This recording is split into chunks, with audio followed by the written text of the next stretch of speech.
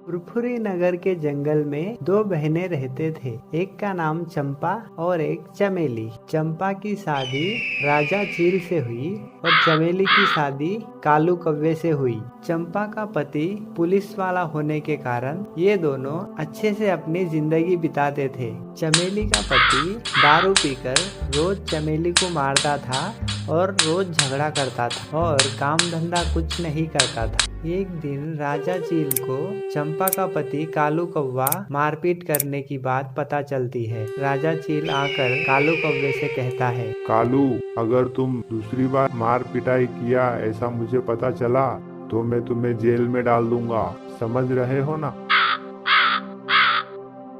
भाभी जी, राजा भैया को संभालो, वो मुझे आकर धमकी दे रहे हैं। पुलिस हो तो क्या कुछ भी करेंगे। इतना कहकर कालू वहाँ से चला जाता है। थोड़ी देर बाद राजा चील घर आता है। चंपा कहने लगती है, क्यों जी, आप क्यों कालू कौवे के पास गए थे? कालू कौवा आके मुझसे कह रहा था कि तुम वहाँ कालू कौवे को धमकी देकर आए हो। हाँ, तो धमकी देकर आया हूँ। क्यों वो इतना मार पिटाई करता है चमेली के साथ? अरे तुमको क्या पड़ी? क्या तुम्हारे को हमदर्दी किस बात की है? मेरी बहन है इसलिए, या नहीं तो तुम्हारी पहली प्यार थी इसलिए? ये क्या बात कर रही हो तुम? अरे तुम्हारी बहन होने के नाते, मेरी साली के नाते मैं कुछ कर सकता हूँ क्या? नहीं नहीं, तुम्हारे को कुछ करने की जरूरत नहीं है। तुम उनके हाल उनको छोड़ दो।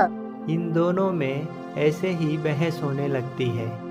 कालू कौवा घर पे आ जाता है और चमेली से लड़ने लगता है। क्या तुम तुम्हारे जीजा को बताए थे कि मैं तुम्हें मारता हूँ? नहीं जी, ऐसा क्यों कह रहे हो तुम? क्योंकि तुम्हारा जीजू आकर मुझे धमकी देकर गया था। नहीं नहीं, मैंने तो उन्हें कुछ नहीं बताया। तो कैसे पता चला उन्हें? नहीं, मुझे कुछ नहीं पता। कालू कौवा चमेली को बहुत मारता था। फिर एक दिन कालू से तंग आकर कुएं के तरफ रोते रोते जाती है और कुएं में देखती है और वह कुआं जादुई कुआं था। वो कुआं कहता है, रुक जाओ बेटे, तुम बहुत दुखी लग रही हो। तुम्हारे लिए मेरे पास सोने के सिक्के और हीरे जवाहरात हैं। ये तुम ले जाओ और अपनी जिंदगी अच्छे से बिता सकते। आपका बहुत बहुत शुक्रिया। हीरे जवाहरात लेकर घर आ जाती है और वो एक 5 स्टार होटल चालू करती है और हंसी खुशी से रहने लगती है। चंपा ये देखकर चमेली से जलने लगती है और राजा चील से कहती है, राजा जी, आपने देखा, मुझे तो लगता है सारे हीरे जवाहरात कहीं से चोरी कर कर लाई है। इन लोगों को पूछताछ करके जेल में डालना होगा। अरे तुम इतनी क्यों उतावली हो रही हो? हम पहले जाकर चमेली से और कालू से पूछते हैं, आखिर ये इनके पास इतने पैसे कहाँ से आए। राजा चील और चंपा दोनों चमेली के होटल पर आते हैं। चमेली कहती है, चंपा दीदी, राजा जीजू, आप लोग आइए आइए। मैं आप लोगों को बोलने ही वाली थी, इतने में आप लोग ही आ गए। चंपा गुस्से से चमेली से ये पूछती है, इतने पैसे कहाँ से आए तुझे? इतना बड़ा होटल कैसे लगा पाई तू? कहीं चोरी वोरी तो नहीं किया तुमने?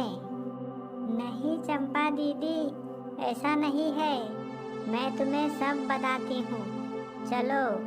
चमेली ऐसा कहकर उस कुएं के पास ले जाती है और वो कुआं कहता है, जो भी मेरे पास दुख से और गम से आएगा, मैं उसे मालामाल कर देता हूँ। ये सुनकर चंपा चमेली से माफ़ी मांगती है और ये सब अच्छे से हंसी खुशी रहते हैं। ऐसे ही वीडियो देखने के लिए हमारा चैनल सब्सक्राइब करें और हाँ, बेल आइकन को दबाना मत भूलिए।